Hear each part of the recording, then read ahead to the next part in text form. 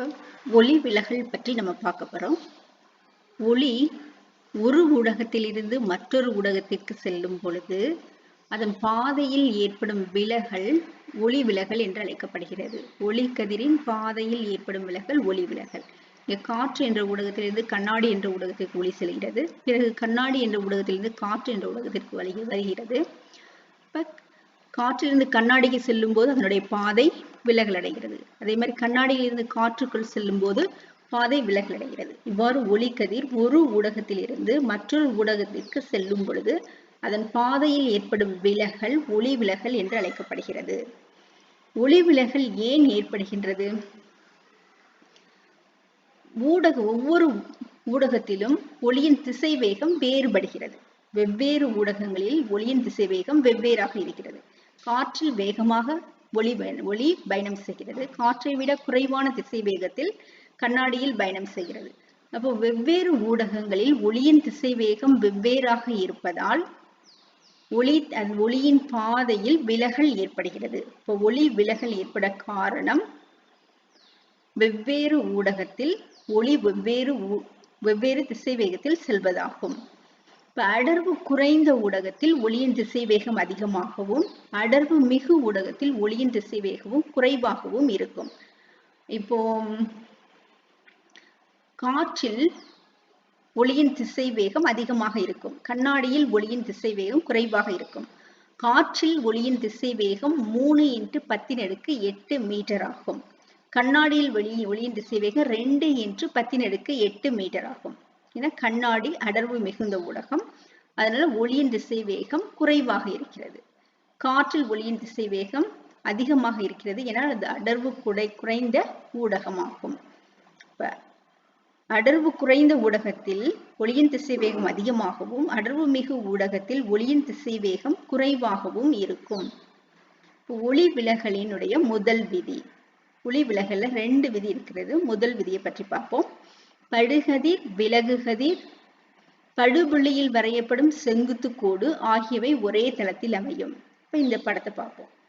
இப்ப காற்று என்ற ஊடகத்தில் சப்ஸ்டன்ஸ் 1 காற்று என்ற ஊடகம், கீழே இருக்குது கண்ணாடி அல்லது நீர் என்று எடுத்துக்கலாம். கண்ணாடி என்ற ஊடகத்திற்கு ஒளி வருகிறது. காற்று என்ற ஊடகத்திலிருந்து கண்ணாடி என்ற ஊடகத்திற்கு ஒளி வரும் பொழுது ஒளி விலகல் அடைகின்றது. இன்சிடென்ட் ரே என்பது படுகதிர், இது விலகல் அடைந்த கதிர். ரிஃப்ராக்டட் ரே என்பது விலகு கதிர். இதுதான் படுபுள்ளி. படுபுள்ளியில் வரையப்படும் செங்குத்து கோடு இது. படுகதிர், விலகு கதிர், படுபுள்ளியில் வரையப்படும் செங்குத்து கோடு, இது மூன்றும் ஒரே தளத்தில் அமையும். இதுதான் ஒளி விலகலின் முதல் விதி. ஒளி விலகலினுடைய இரண்டாவது விதி. ஒளி விலகலின் இரண்டாவது விதிப்படி படுகோணத்தின் சைன் மதிப்புக்கும் விலகு கோணத்தின் சைன் மதிப்புக்கும் இடையே உள்ள தகவானது அவ்விரு ஊடகங்களின் ஒளி விலகல் எண்களின் தகவிற்கு சமம். இது ஸ்னெல் விதி என்று அழைக்கப்படுகிறது. இந்த இரண்டாவது விதியை ஸ்னெல் என்ற அறிவியல் அறிஞர் உருவாக்கியதனால இதுக்கு ஸ்னெல் விதி என்று பெயர். படுகோணம், இதன் படுகோணம். படுகதிருக்கும் செங்குத்து கோட்டிற்கும் இடையே உள்ள கோணம் படுகோணம். அது மாதிரி விலகு கதிருக்கும் செங்குத்து கோட்டிற்கும் இடையே உள்ள கோணம் விலகு கோணம். படுகோணத்தினுடைய சைன் மதிப்பு, படுகோணத்திற்கான குறியீடு I, விலகு கோணத்திற்கான குறியீடு R. Suppose sin I/sin R, படுகோணத்தின் சைன் மதிப்பு விலகு கோணத்தின் சைன் மதிப்புக்கு இடையே உள்ள தகவானது அவ்விரு ஊடகங்களின் ஒளி விலகல் எண்களின் விகிதத்திற்கு சமமாகும். μ2 என்பது கண்ணாடியின் ஒளி விலகல் எண். கண்ணாடியின் ஒளி விலகல் எண் 1.5517. காற்றில் ஒளி விலகல் எண் 1.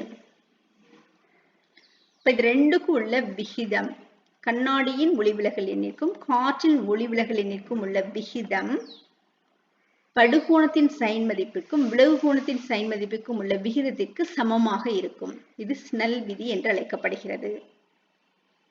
படுகோணத்தின் சைன் மதிப்புக்கும் விலகு கோணத்தின் சைன் மதிப்புக்கும் உள்ள விகிதம் அவ்விரு ஊடகங்களின் ஒளிவிலகல் எண்களின் விகிதத்திற்கு சமமாகும். சரி, இது இரண்டாவது விதி. அடுத்தது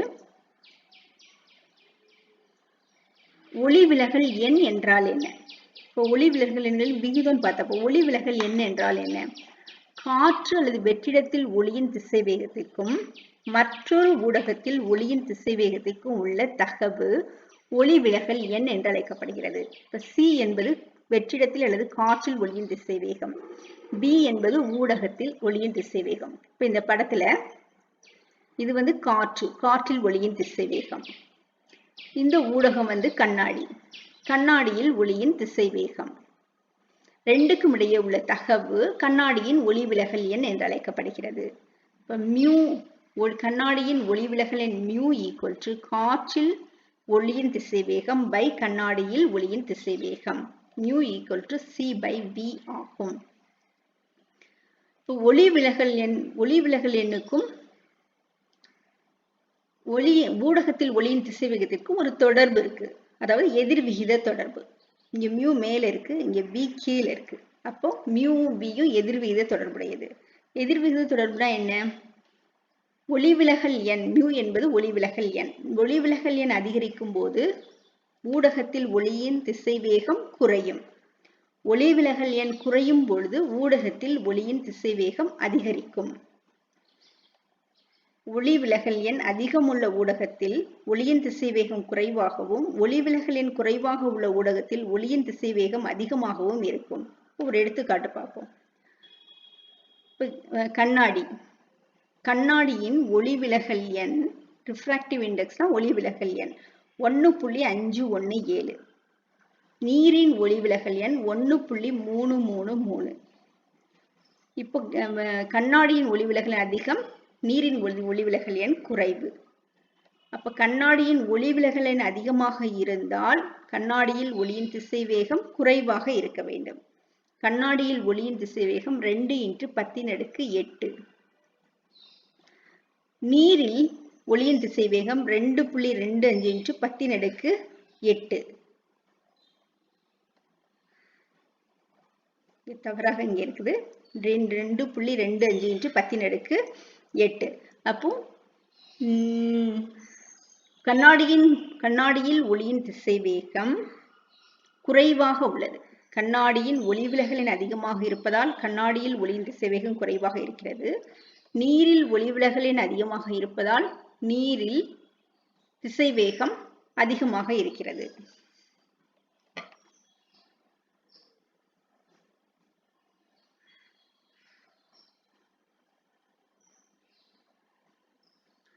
ஒளிக்கதிர் அடர்வு மிகு ஊடகத்திலிருந்து அடர்வு குறைந்த ஊடகத்திற்கு செல்லும் போது செங்குத்து கோட்டை நோக்கி விலகி செல்லும்.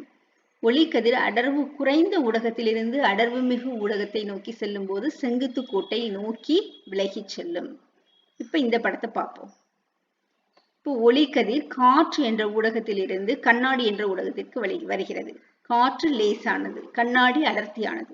அடர்வு குறை ஊடகத்திலிருந்து அடர்வு மிகு ஊடகத்திற்கு வரும் பொழுது இப்போ ஒளிக்கதிர் நேர செல்லணும்னா இந்த மாதிரி செஞ்சிருக்கணும். ஆனா செங்குத்து கோட்டை நோக்கி விலகல் அடைந்திருக்கிறது. அடர்வு குறை ஊடகத்திலிருந்து அடர்வு மிகு ஊடகத்திற்கு ஒளிக்கதிர் செல்லும் பொழுது செங்குத்து கோட்டை நோக்கி விலகல் அடைகிறது. திரும்ப பாருங்க, கண்ணாடியிலிருந்து காற்றுக்கு போகுது. கண்ணாடி அடர்வு மிகு ஊடகம், காற்று அடர்வு குறை ஊடகம். அடர்வு மிகு ஊடகத்திலிருந்து அடர்வு குறை ஊடகத்திற்கு செல்லும் போது ஒளிக்கதிரான செங்குத்து கோட்டை விட்டு விலகி செல்கிறது. இப்ப நேர போனா இப்படி போயிருக்கணும், ஆனா விலகி செல்கின்றது. இப்போ அடர்வு மிகு ஊடகத்திலிருந்து அடர்வு குறை ஊடகத்திற்கு செல்லும் போது ஒளிக்கதிர் செங்குத்து கோட்டை விட்டு விலகி செல்கிறது.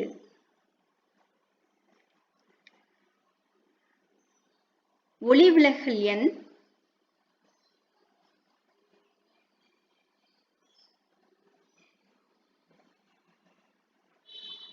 வெவ்வேறாக இருக்கும். எனவே ஒரு ஊடகத்தில் ஒளிவிலகல் எண் ஒளிக்கதிரின் அலைநீளத்தை சார்ந்தது.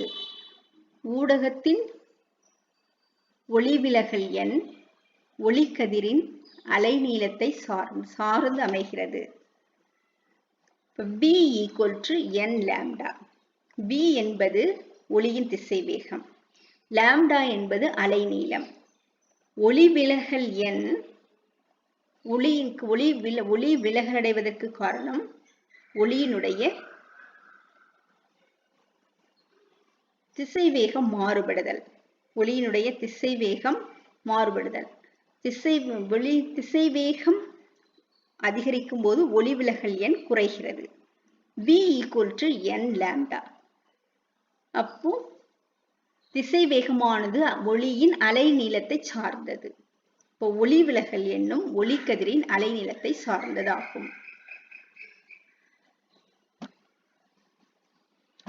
ஒளிவிலகல் எண் ஒளிக்கதிரின் அலைநீளத்தை சார்ந்தது. Thank you.